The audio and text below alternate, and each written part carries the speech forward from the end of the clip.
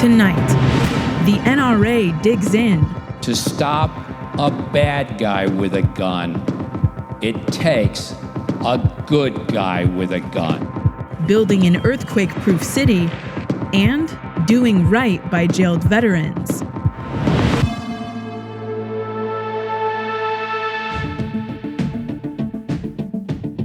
Nigeria's Yobe state government apologized today for saying that kidnapped schoolgirls had been rescued when they haven't. Earlier this week, at least 90 girls were reported missing after Boko Haram militants stormed their school. Last night, Yobe officials said some of them were rescued, but a spokesman retracted those comments today and said they'd relied on information from a security agency that wasn't credible. Authorities still haven't confirmed how many girls were taken. In 2014, Boko Haram kidnapped more than 270 schoolgirls, and more than 100 of them are still being held. Deputies from the St. Louis Sheriff's Department arrested their state's governor today after a grand jury indicted him on felony invasion of privacy. Eric Greitens had an extramarital affair before becoming governor, and news surfaced last month that the woman he was involved with claimed that Greitens took a compromising photo of her without her permission and threatened to release it if she told anyone about their relationship. Missouri law makes it a felony to transmit a compromising image of someone taken without their permission. Greitens denies the blackmail attempt, and his lawyer says the charge against him is baseless. But if Greitens is convicted, he could face up to 4 years in prison. Public schools across West Virginia closed down today as thousands of teachers walked off the job in a push for higher salaries and better benefits. The walkout was already in the works when Governor Jim Justice signed legislation late yesterday, giving teachers a 4% bump in pay over the next 3 school years. But educators say the raises would be eaten up by premium hikes and cuts to benefits. The state's attorney general issued a statement calling the work stoppage illegal. Schools in more than 3 dozen of the state's 55 counties have already said they'll be closed tomorrow, too. A lawsuit by immigrants from Haiti and El Salvador and an immigrant rights group is accusing the Trump administration of racial discrimination when it revoked the temporary protected status for both countries. The TPS designation allows work permits for immigrants from countries ravaged by disasters and war, and the administration's decisions to end TPS for Haitians and Salvadorans affects more than 200,000 people who could be deported. The lawsuit is asking a federal court to declare those moves unconstitutional and points to President Trump's reported comments, calling TPS beneficiaries shithole countries. The price of Snapchat shares fell more than 8%, a loss of more than $1 billion in market value, before finishing the day about 6% down. The drop followed a tweet by Kylie Jenner that she doesn't use the app anymore. Jenner, who visited the Snap offices in 2016, seems to be echoing the frustrations that many users have with the app's redesign. More than 1.2 million people signed a petition called "Remove the New Snapchat Update." The company responded that the redesign would, quote, adapt to you and get smarter over time.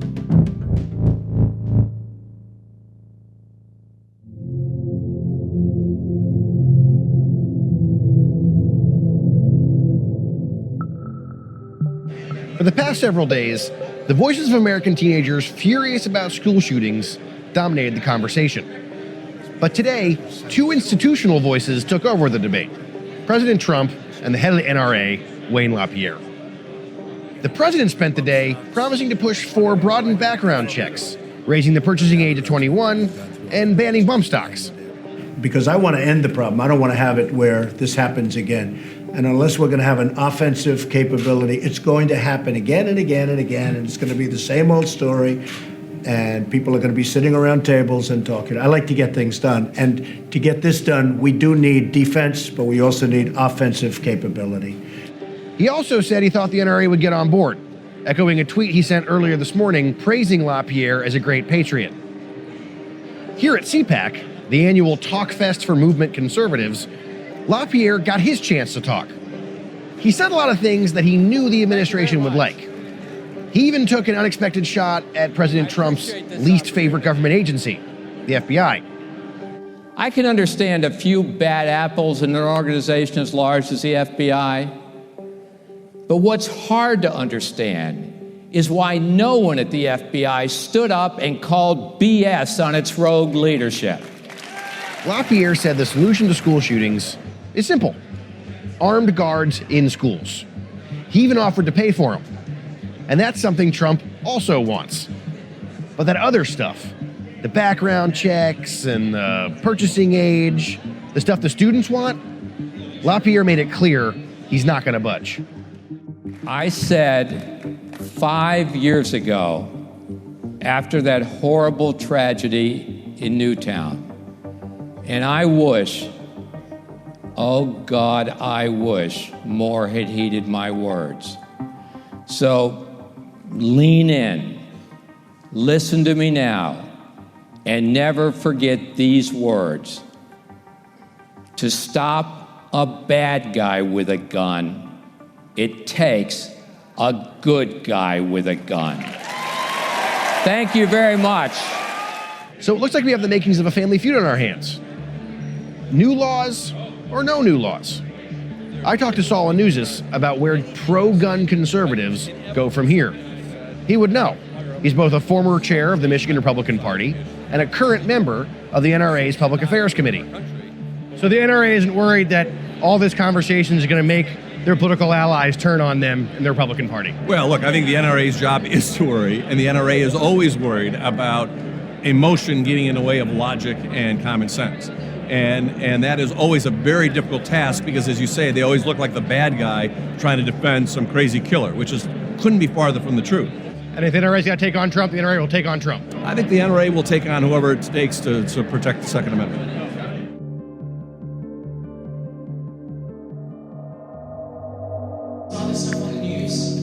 After 24 hours of lobbying their state government, the Parkland students who started this conversation are back home and still in the spotlight, even as they start to wonder what comes next. I was definitely really tired when I woke up this morning because I still have all my school alarms on. I got 1 hour of sleep the night before. I only got 1 hour now. I definitely think I'm still on the media wave of things and it's not started to sink in yet. But I haven't really had a time to just sit and think about it. And I know once this is all over, once the media attention's gone, that's gonna happen, and I don't know how I'm gonna react to it. Last night, Cameron asked Marco Rubio if he would stop taking money from the NRA, and he couldn't give him a straight answer. And yesterday in our meetings with the senators and representatives, they couldn't give us straight answers either, and that's what we're having the hardest time getting from any of the lawmakers. We won't know if we were successful, unfortunately, until March 9th, which is the end of the session. They don't have to pass a bill for all the stuff we're talking about, but if they don't, and if they're not trying, we're definitely gonna be very vocal about it. Okay, let's go, guys. It's very weird. It's definitely thrown off my life that it's Thursday and I'm not in school. I don't know how I'm gonna feel when I go back to school. He's so amazing. I know whenever my friends are gonna go to the bathroom, I'll say, wait, I'll go with you, because no one should be alone in case anything happens. And I never thought we would ever have to prepare for something like this. By state law, we have to have a fire drill each month. I know I'm not ready for that fire alarm to ring. I'm like so serious, I'm about ready.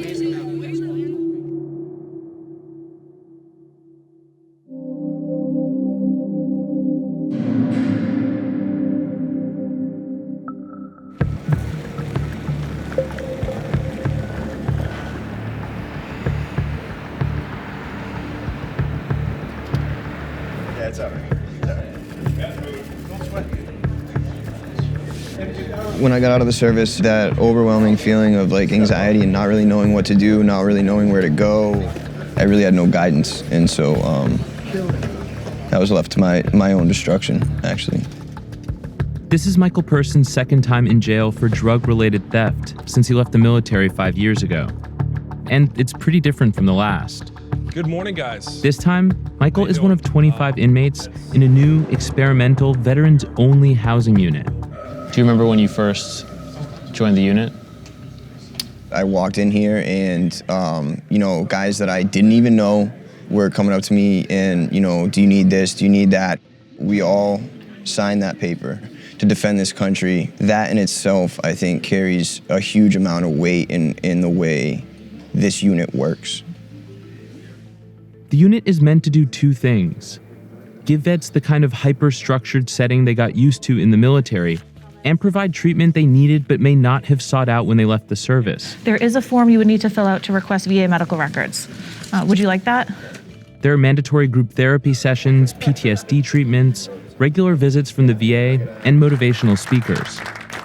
I could never fully appreciate how much a single event could change a person's life until I was 27 years old, and a single bullet taught me that lesson. I'll tell you what, in 7 months, this place has completely just changed the way I go about situations. It's helped me learn is that help is okay. I pushed that help away for so long, or I didn't know it existed, and it's led me continuously to addiction or these kinds of places. HUMV isn't the only veterans unit in the country. There are 38 at the moment, but it's one of only a few that take the therapy aspect so seriously. In a perfect world, there'd be customized programs like this for all prisoners. But vets are an easier sell. People want to help them. And I come from a family that really respected veterans and served. So I immediately thought there would be something that I should consider in a way to honor our veterans. How you doing, man? How you doing? Everything good? How are they going to do that? Sheriff Peter Katujan started the HUMV unit 2 years ago, after running his inmate list against a national VA database and learning he had 63 veterans at the jail, more than 3 times as many as he thought. How was it for you? The program relies almost entirely on volunteers. It only costs the jail the price of 1 full-time staff member. The goal is to address the factors that led people to be incarcerated, to make them better when they leave than when they came in, so that we never have to see them again. So is it transferable to other populations if you're able to identify them in the way you can identify veterans? Absolutely. We're starting another unit in here for young adult offenders, those from 18 through 24. 117 inmates have been released after spending at least a month in the HUMV program, and only 5 have been arrested again. If that holds up, it will be significantly lower than the 3-year recidivism rate in the rest of the state, which is almost 70%. You ever read this? I have not. Professor William Brown is a Vietnam vet who provides expert testimony in crimes committed by veterans. He thinks more jails should be offering targeted treatment for vets. The majority of these problems that the veterans have, they didn't create the problems. They volunteered to join the military and they're 18, 19. What did they know about where they were going? The military takes 3 to 4 months to condition people to serve in the military. How much time were they given to condition to come back into the civilian world? A lot of these programs, though, try to recreate what these veterans had in the military. You're recreating the problem to begin with. They're already locked into the military culture. They don't need to see the Humvee on the wall. We're not recruiting them into the military. In a way, you're recruiting them into the civilian world. Michael is about to find out if he's ready for that world. One of the perks of the HUMV unit is that it tends to help inmates get paroled sooner. After 8 months in jail, Michael is set to be released any day now. It's been a learning experience for me. This place has truly saved my life, and I'm just ready. I'm ready to move on. I'm gonna go out to lunch with my brother and my mother and squeeze the life out of them because I miss them to death. And then I'm gonna go to the VA program that I'm already accepted to and make that first phone call to my therapist to let her know that I'm out and go from there.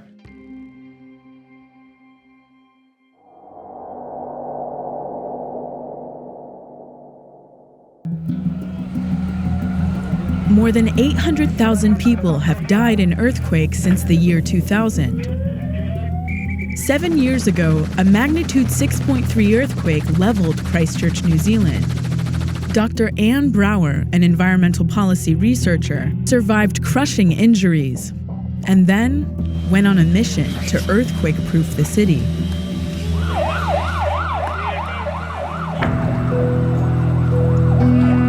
On On the 22nd of February 2011, I had to go all the way across town, and the bus stopped and left the ground. When I heard bricks hitting the bus, I thought, shit, this is for real. And the bus was shaking violently. The roof of the bus collapsed and landed on my left hip, so I was trapped, and the chunks of the building kept falling, and I passed out when my pelvis broke. When I woke up, I could hear what I now know were the death throes of the 12 people who were also on the bus. And I thought to myself, no, this is not how Ann Brower leaves this life. This is not okay. I am not okay with this. Of the 13 of us on the bus, only I survived.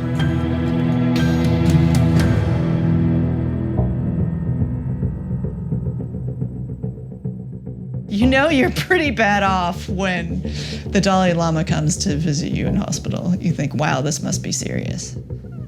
I think a big part of the reason I felt so compelled to try to change the Building Act was that I felt that I owed it to the 12 people who didn't survive.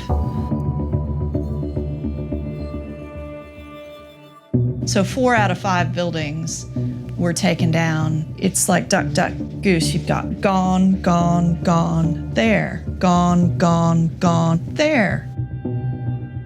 Earthquakes are natural occurrences, of course, but injuries and deaths from earthquakes, there's nothing natural about that. It's not the earthquakes that kill people, it's the buildings.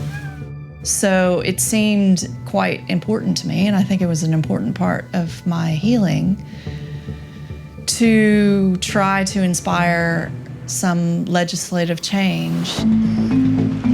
So the bits of buildings that fall off at the lowest shaking levels are the most dangerous. I submitted to Parliament, I presented to ministers.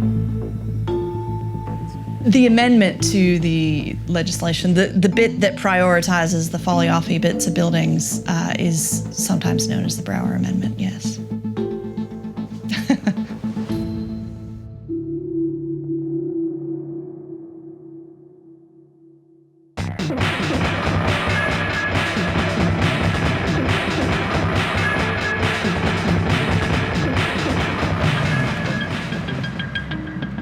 The FCC announced today that net neutrality will officially end on April 23rd.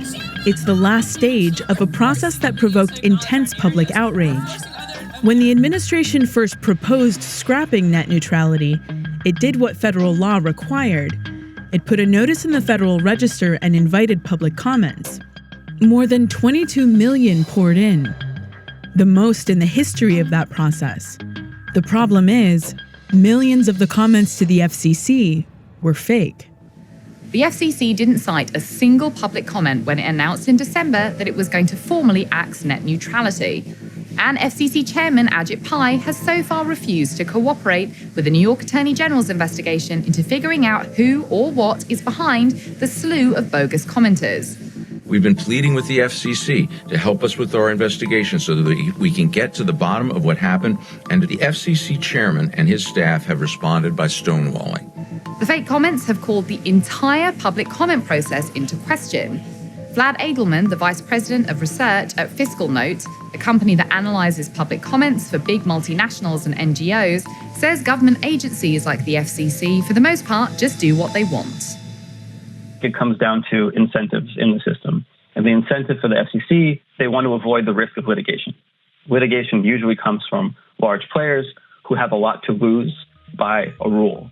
FCC wants to reduce its risk of having its rule challenged, because if its rule is challenged, A, it removes their ability to focus resources on a new rule. B, it puts their internal process in the spotlight and exposes how they have been working internally, which may cause legal concern, they definitely value and look for substantive comments. And it happens to be the case that most often those will come from larger companies like Verizon than they will from me and you. Comments rarely have the power to force an agency to withdraw a rule. We only found a handful of examples in the last decade where rules were revoked because of a public outcry. So if millions of comments are phony, and for the most part they don't even get read, is there still any point to the process? In the court of public opinion, it's becoming increasingly obvious that the FCC and other agencies need to pay attention to and respond to in some fashion the mass input from the comments, because it comes down to not just the companies who are in compliance or not, but it also comes down to the broader problem of trust in our democratic system.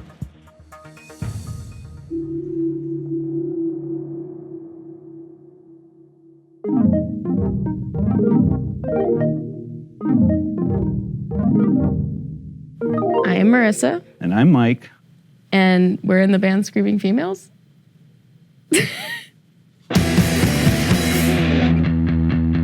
When you roll straight like blood, I wonder.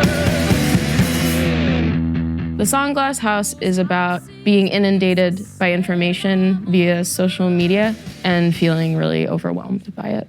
My life in this glass house, impossible to get out. The song started with Jarrett had an idea where he would play that drum beat. Wah, wah, wah, wah, wah. And that was it. And he wanted us to continue playing, but he would drop out and he wanted to just keep coming back in. Wah, wah, wah, wah, wah. And so I started playing the bass line. Doom, doom, doom, doom, doom, doom, doom, doom. And then it just kind of stuck. I grew to like it. Marissa played her 5 guitar notes, wrote a vocal melody, and that was it. I really like the sound of this organ. They're called farfisas. And they were made in the 60s. You probably can hear them on a lot of psychedelic records.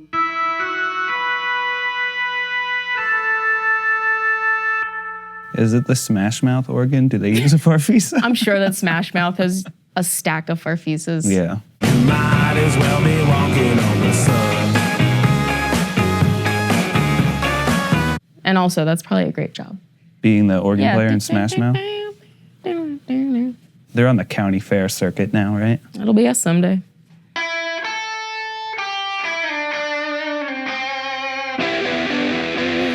The bulk of the verse was just done with a strat and like a little bit of distortion. Music journalists love calling shit angular. It's kind of angular. I feel like it's pointy. Yeah, it's pointy. It has a minor chord in it, so it's sad. It's sad and pointy. Yeah. I'm kind of just complaining about wanting to go back to a time when life was a little bit slower.